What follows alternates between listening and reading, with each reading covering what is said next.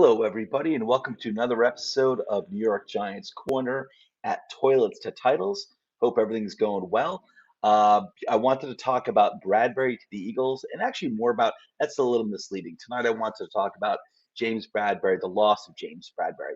As you all know by now, Bradbury today signed with the Eagles, which was my greatest fear because anyone who follows the NFL, you follow the Giants or the NFC East, you know that the Eagles have a solid team, but a weakness in their defense has been their secondary. They signed Bradbury, which is actually a perfect fit for them. So it's not a surprise because they had a need, and I guess they had the cap space, and they signed a guy who I think is a really good player, who I really respected being on the Giants. The guy is James Bradbury is a consummate professional. He's a professional's professional. He comes, does his job, good character guy, and just a good player too. So I really enjoyed the 2 years he was here with the Giants, especially his first year 2 years ago, which was he put on an excellent performance for the team. And last year took a step backwards, but I don't think it has anything to do with age. He's only like 30 years old, or he's going to be 30 years old. That's no big deal at all. I think he's going to help the Eagles out a lot. I think Bradbury is actually a better I think he's a better zone cornerback than he is press man, that is man to man. I think he's better in zone coverage, but I think he'll be fine with the Eagles. And I'm not sure what type of defense they run in the secondary of the Eagles, but if they run zone, he's going to be a really big help there. And either way, he's going to be a good addition. But I'll get into a little more detail on Bradbury in a second. And again, it's my main thing is not really about Bradbury to the Eagles. I don't really care so much about that. It's more about the loss of Bradbury and what I think it means to this team, to the Giants, that is. And I wanted to also go into the 2022 schedule. I'm really not into the schedule thing. You know, people looking at it and looking at the matchups, and I really don't care about that. But I am gonna, since everyone else is touching on it, I'm gonna touch on it as well. But before we go there into the juicy content, let me just knock out a few things, the bells and whistles, as I call them. Don't forget to hit that like and subscribe button. Give us that 5-star Apple review. Why? Because we deserve it. Where you can follow the show: Apple Podcasts, YouTube, Facebook, Podbean, and Spotify. We have two pages at Facebook where you can follow us. The first one is, of course, Toilets to Titles, and the other is called When a Family Breaks, which is our Facebook page dedicated to the trading of sports memorabilia. Check it out; it's very cool. Also, go to patreon.com/toilets to titles, and you can learn how you can further support the show. We also have a website, toiletstotitles.com, has all of our videos and articles. Check it out. I'm really proud of that website. Absolutely love it. Okay, let me get into the content over here. Let me click that off there. Okay, so James Bradberry. Let's get into this over here. Okay, so yeah, he signed with Philadelphia today. Again, as I touched on before, I think this is a really good signing by them. And again, if they run a zone defense, even better fit for them. But even if they run man-man coverage, I think he's going to do just fine for them. He's a really good player, really good professional. Doesn't get injured a lot, or at least he certainly did not with the Giants. The 2 seasons he was here. And that's one reason why the Giants are going to miss him, and that's something I wanted to touch on because I think this is a really big blow for this defense. Now, you know, I've seen a lot of comments out there that some people are just like, "Oh, they went to Philadelphia." Yeah, it stinks, but me myself, I don't really concern myself about who signs with what team, what players other teams are signing. I'm concerned about the Giants. That's all. um, but with Bradbury, the loss of Bradbury. This team is, it's being called a rebuild. I don't really see it that way. It's more of like a retooling. I mean, we've been rebuilding for the past few years. I think it's more of like a retooling of that rebuild. It's obviously taking a different direction because this is a new front office. It's a entire new coaching staff with different ideas on how to do things. The thing is that the Giants are a very young team. The loss of Bradbury scares me because um, even if you make the argument that you want to get young guys, more playing time, there is a big important point in having a veteran like Bradbury on the team for at least one more year. If they'd been able to keep him for one more year, would have helped out a lot because you wouldn't have to force feed some of these young guys who probably aren't ready. Like we don't really have an outside boundary cornerback CB anymore. You got it. Well, we have a Dory Jackson, but we have no one proven to play opposite of him. It looks like Aaron Robinson is probably going to compete for that starting slot opposite of Dory Jackson. I would assume he's the leading candidate, but he's really in college. He did play some outside cornerback, but Aaron Robinson did most of his work in college um, in the slot. So we don't really know. And he was very successful in the slot. He was really good. And I would love to see Aaron Robinson long term in the slot because he's a pretty big body slot cornerback. He's really good. On the outside, that could be a little different, but he'd be really good in the slot. I think that's where, that's the ideal position for him, but he's probably going to be forced to the outside, and we'll see how it goes. If you wanted to, over the course of this year, if you kept Bradberry and you wanted to get, you could have had the flexibility to have Aaron Robinson, being fed, spoon fed time on the outside over the course of the season if you had Bradberry in prep for maybe letting him play out there last year. But this is why, since it was very likely Bradberry was going to have to be cut or traded, they couldn't trade him, but they wound up not being able to trade him, so they had to cut him.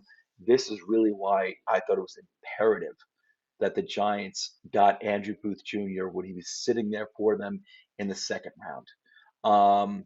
They traded back twice. Honestly, he was sitting there. He easily could have went in the middle, not the middle, but the it's like pick number 25 in the first round, and he was sitting there for the Giants at pick 36, I think it was. I think they had the fourth pick overall in the second round, and they traded back. They only traded back two slots, and I don't blame them. Originally with the Jets, and so Giants had pick 34, Jets had pick 36. You know, Jets call, you pick up the phone, you ask, which is normal. You'd ask, okay, you're trading up. We have a player we like a lot on the board. Who are you looking to take? Jets say Brees Hall. Okay, you say no problem. Now we only have to worry about one more position, the 35th slot between before we pick at number 36 if we trade back with the Jets. That's all you'd have to worry about. So you want to make that one trade.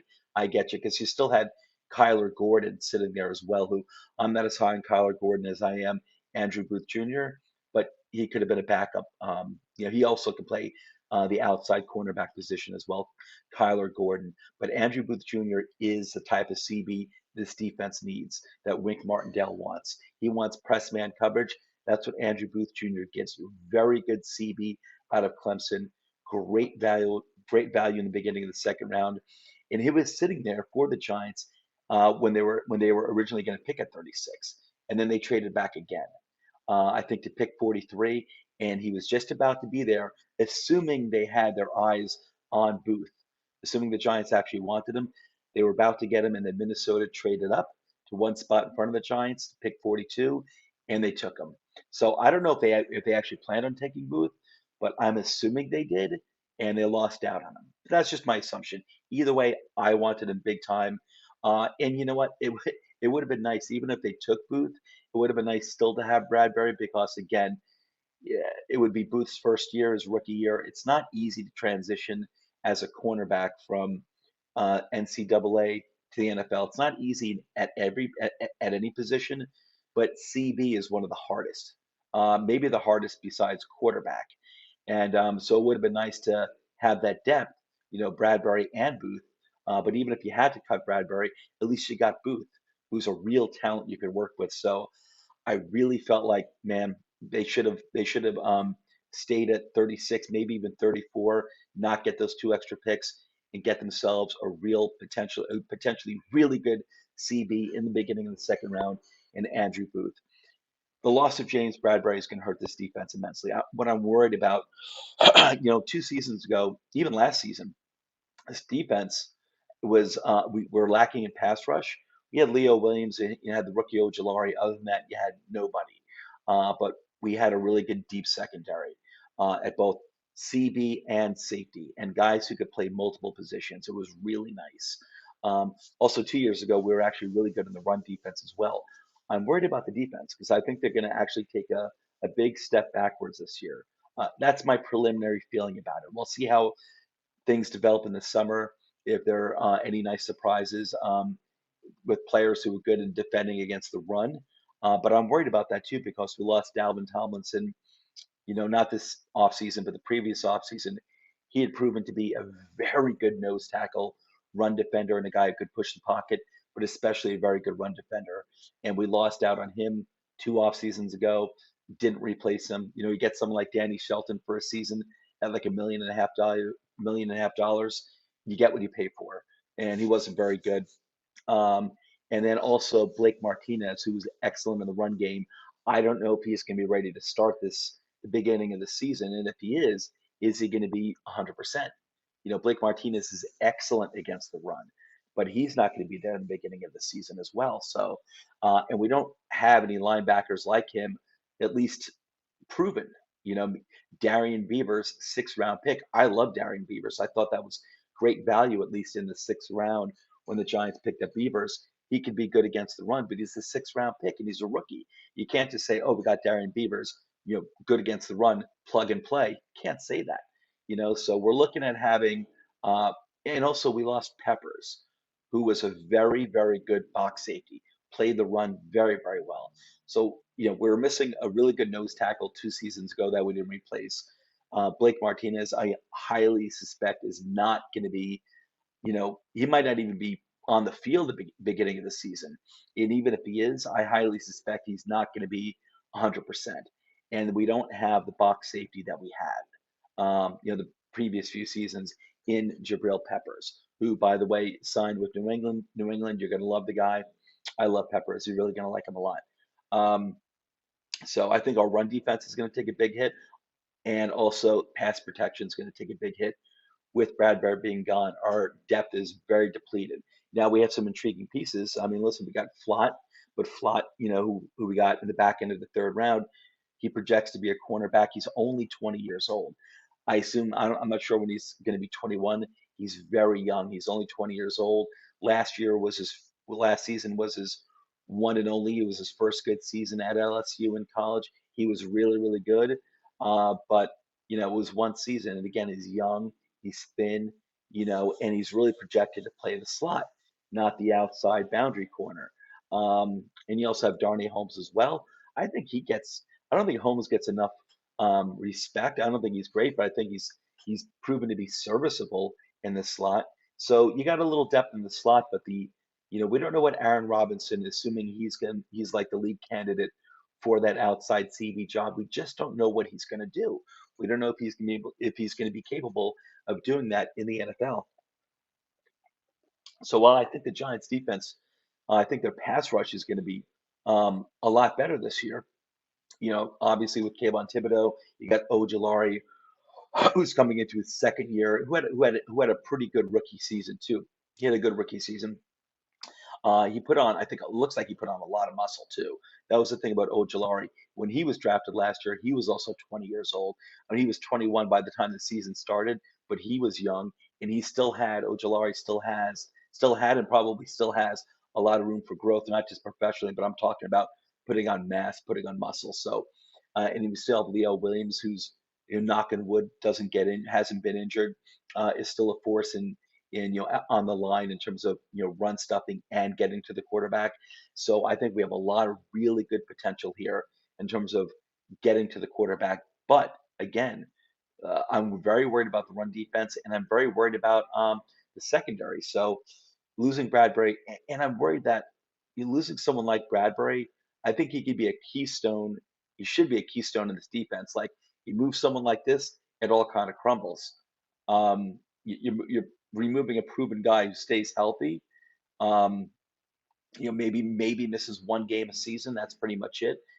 You pull him out, I'm worried that everything could collapse. That without that proven outside cornerback, that the whole defense could collapse. Like, if these guys might not be able to cover in the secondary, and if not, this potentially very good pass rush might not mean much if these guys can't cover, especially if they can't cover on the outside. So the NFC East does have some really good wide receivers. I mean, those wide receivers, really good wide receivers in every division.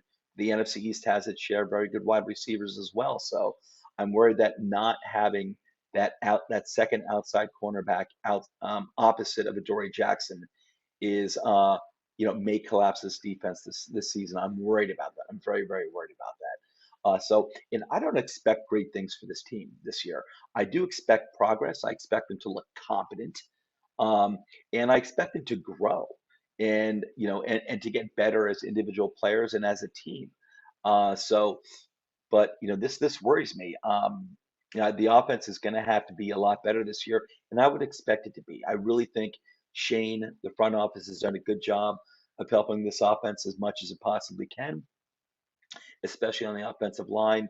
I think the play callers, both Dable and Kafka, are going to help Jones and Barkley and the wide receivers and the offensive line as well. I think the offense is going to be better, and they're definitely going to have to put up a lot more points this year because I'm worried about the defense. But listen, what can you do? Next year the Giants should have a lot more cap space, a lot more flexibility, and probably drafting another cornerback next year, but also maybe getting a pretty good free agent as well. They'll have a lot of money to play with. But anyway, I am worried that losing Bradberry above all else, above any other players that they had to cut like Peppers or Ryan, this one scares me the most. I think it's potential for disaster. So, but we'll see how Aaron Robinson is coming along in the offseason.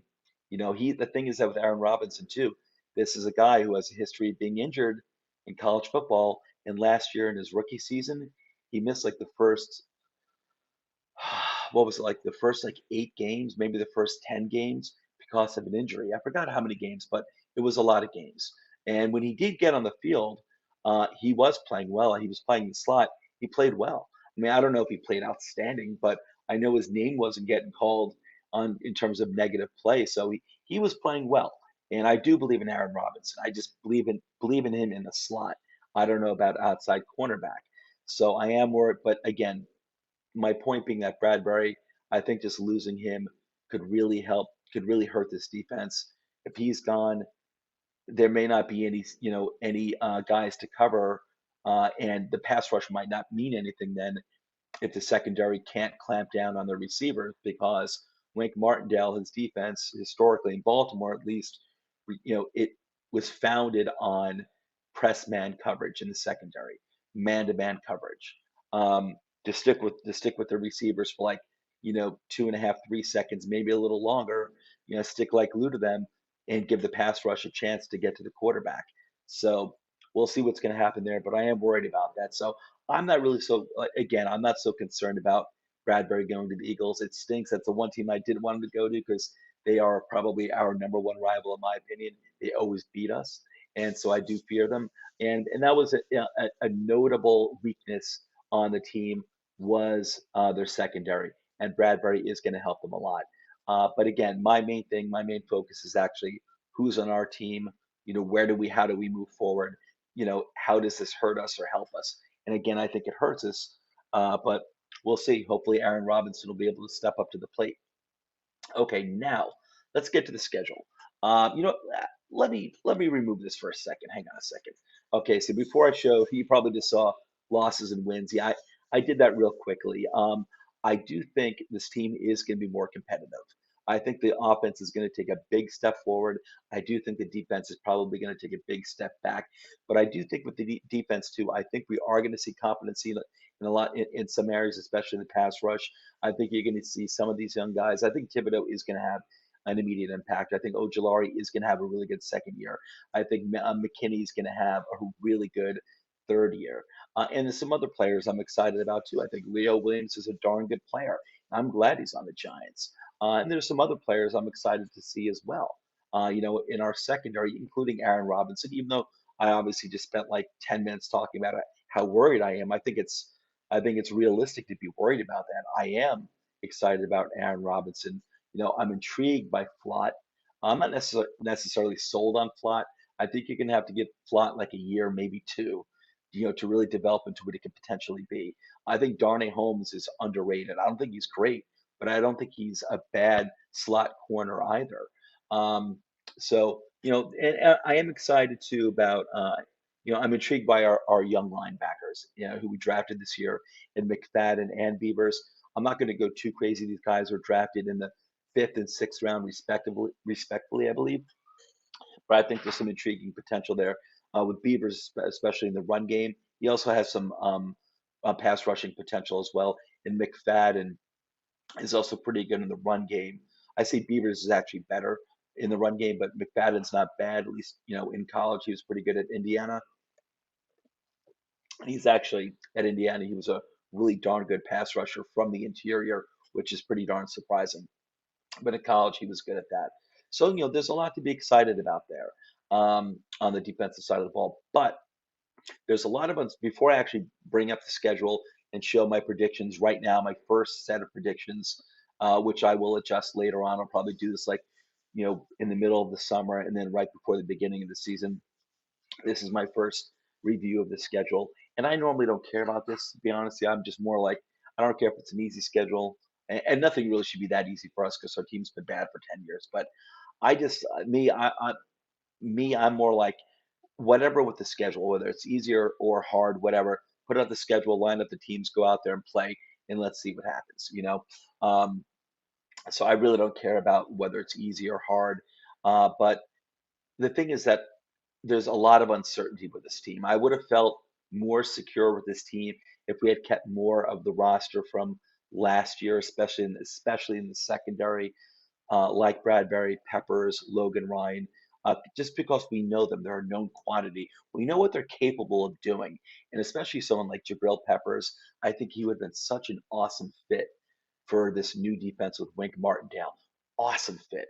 Um, just a really good run defender as a safety. I think Peppers is actually pretty good in coverage. He's not great, but I think he's better than most strong safeties, and he's a damn good blitzer in from the safety position. That is Jabril Peppers. So I thought he would have been an awesome fit for this defense. I wish they would have been able to keep him. It's a shame to see him go, but so there's a lot of unknown quantities here with again the secondary, the run defense. I listed that before. We never replaced Dalvin Tomlinson, who was excellent in the run game. He proved himself that 1 year, 2 seasons ago, his last season with the Giants, to be a good nose tackle. And then listen, he's not Richard Seymour, but how many people are? He was good. He was really good in between Dexter Lawrence and Leo Williams, and they were a very good triumvirate in a 3-4 on a 3-4 line for the Giants 2 seasons ago. They were the three of them together were very good. So I'm worried that again we don't have a nose tackle. We didn't get one in the draft. We got DJ Davidson, I think, in the fifth round, and but still, he's never going to be Dalvin Tomlinson, and so we're missing that. Blake Martinez, I don't know when this guy's going to be healthy. I don't know when he's going to be able to play, and how effective he will be when he is back in the field. I just don't know. I just don't know. There's too many unknown quantities. We lost talent and flexibility and depth on the defensive side of the ball. We added talent, depth, flexibility on the offensive side of the ball. But there's too many unknowns there. Well, I feel like we very much improved potentially the offensive side of the ball. I feel like it was the opposite on the defensive side of the ball. And I get it. It's cool. It's not so much a criticism. I would have handled things differently. I approached some things a little differently, at least on the defensive side of the ball, in terms of trying to retain one or two of these players for one more season. I think Bradberry being here could have helped the young guys, just kind of like be spoon fed over the course of the season. Um, but I think that's going to hurt a lot, and it worries me. I think if we had like some of the same players in the secondary this year that we had over the past 2 seasons, I would have given us more wins. But for right now, there's just too many unknowns for me to give us a bunch of wins. Which, listen, we're not a great team anyway. We're still building. But okay, so here is the schedule.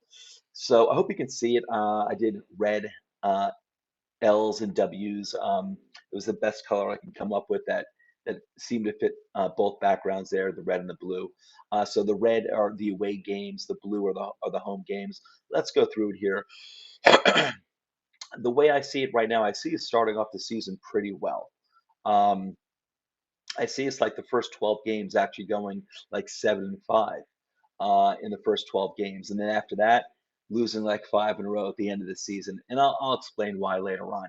Let's go through these games. Tennessee away, I think they'll be losing to Tennessee. It's not a stretch to say that Tennessee is a definitely a better team, very sound on both sides of the ball. They don't have AJ Brown, but they did pick up Traylon Burks.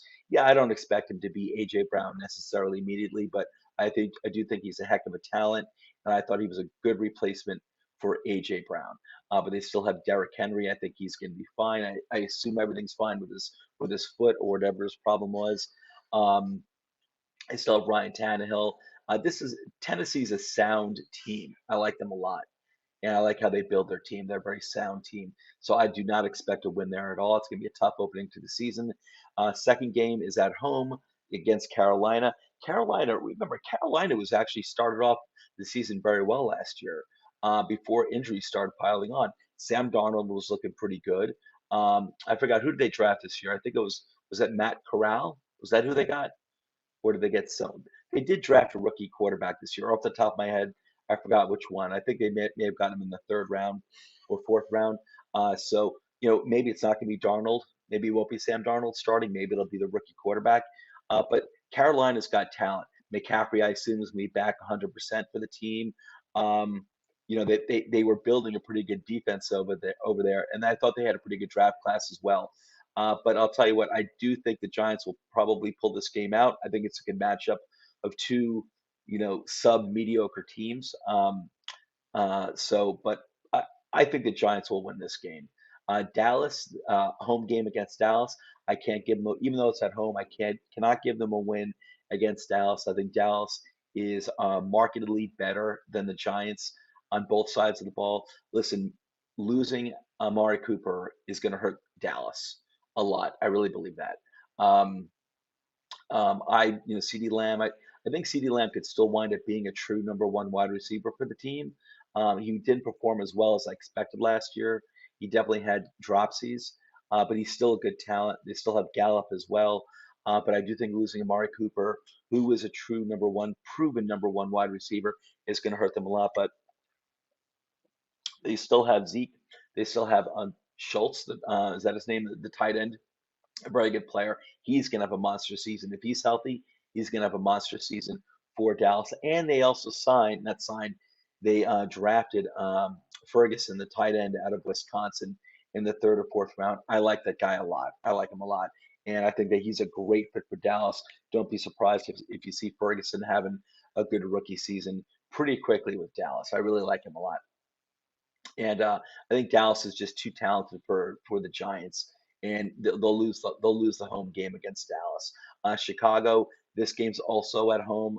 I don't like that it's three games in a row early in the season at MetLife. I don't like that because they've got all these all these away games at the end of the season.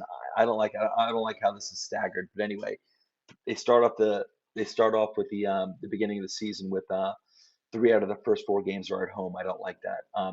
But I'm going to give them a win against Chicago. Chicago's also building as well. We'll see what happens with Justin Fields. I think Justin Fields has a really nice ceiling and he's got a world of talent. And I think he's going to be in a better situation this year. I do. So I'm interested. I'm intrigued to see how Justin Fields develops. But I do think the Giants are a better team than Chicago. I do. So I'm going to give them the win here at MetLife. Green Bay, they're playing Green Bay. It's considered on the road, but both teams are on the road. It's in England, in London, but there's no way I'm taking the Giants over Green Bay. That's a loss. Baltimore Ravens at home at MetLife. That's a loss. Jaguars on the road at Jacksonville. I'll give the Giants the win here. On the road in Seattle. Now, winning in Seattle is not easy, but I don't like Seattle. I don't like the team. I don't think they have.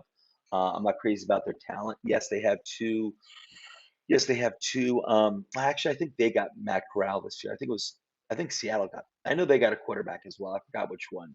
Um, but I think they are better than Seattle. I'm not impressed with Seattle's team overall. Two good wide receivers, but I think their defense is still lacking a lot. Um, and I do think the Giants are actually a more talented team than Seattle. Does that mean that that the Giants are gonna win in Seattle? Listen, I don't think either team, both teams have a lot to prove. But I'll give the Giants a win here. I think it's a winnable game. I'll give them the win there. Okay, playing at MetLife against Houston, I'll give the Giants a win here. Playing at MetLife against Detroit, I'll give the Giants a win here.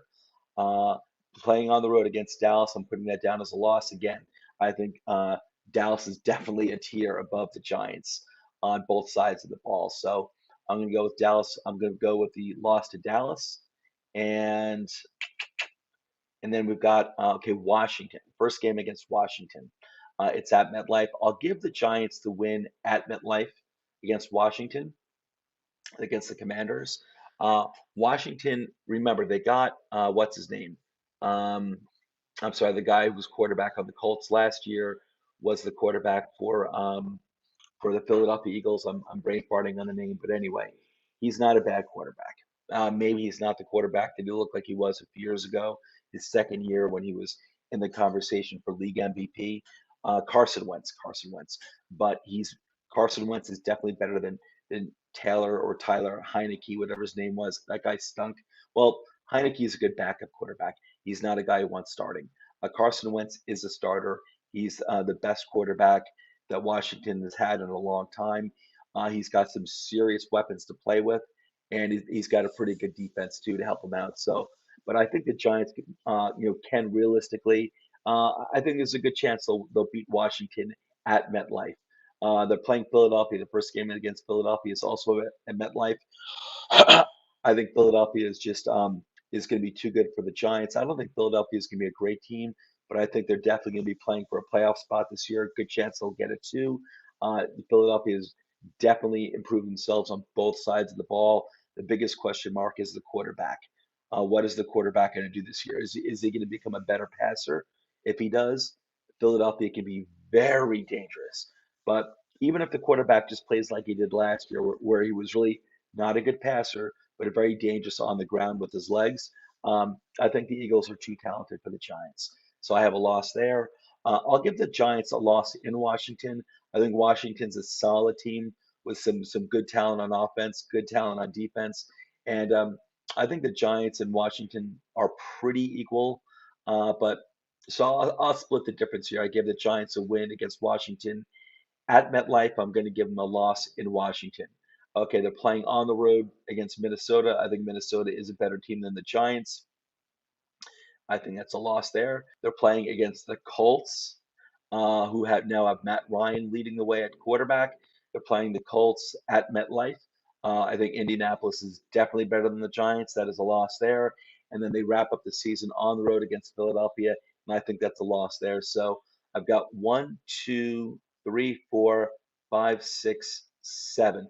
I've got 7 wins for the Giants. That means 10 losses. So right now, for my first jab at the schedule here, I'm looking at the Giants going 7-10. And again, I just don't know about the defense, guys. I think the offense is going to be a lot better. I think I think they've improved the offensive line. They did bring in Wandale Robinson, who's going to help them. Assuming these wide receivers stay healthy and Barkley stays healthy, I do think Jones is going to improve quite a bit. Is he going to prove to be a franchise quarterback? I don't know about that, but I think he's definitely going to have a much better season this year. And the offensive line, I think, is going to be very much improved. And you have two competent play callers on the offensive side of the ball, and head coach Brian Dable, who I believe is going to be the play caller this year. And then you've got Mike Kafka, who is the offensive coordinator in name right now. I don't know if he's going to take over the play calling at some point this season, probably more like next season. But he is working definitely very closely with Brian Dable on designing their offensive schemes. So you're going to have a mixture, a combination. You should have a combination of Buffalo and Kansas City's offensive schemes. It's going to be interesting to see. So, but again, I'm worried about the defense. I think they're going to take a step backwards. I do think we're going to see good performances this year.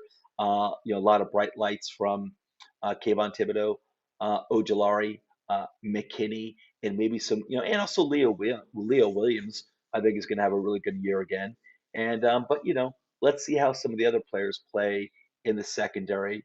Can Adoree Jackson had a pretty good season last year. Is he going to be able to repeat that, even though he's going to be really the CB1 now? Will he be able to do that? I mean, Bradberry was the CB1 last year. Um, Adoree Jackson is the CB1 this year. Is he going to be able to have a good solid season like he did last year? As the CB1, we'll see.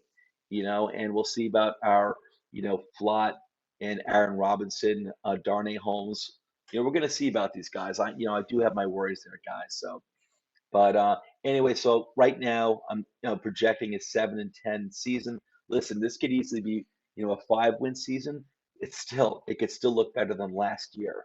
But we took a lot of hits on the defense. We really took a lot of hits on the defense. Um, but even if it's like a 5 or 6 win team, you know, they could be putting themselves in position to take a big jump next year.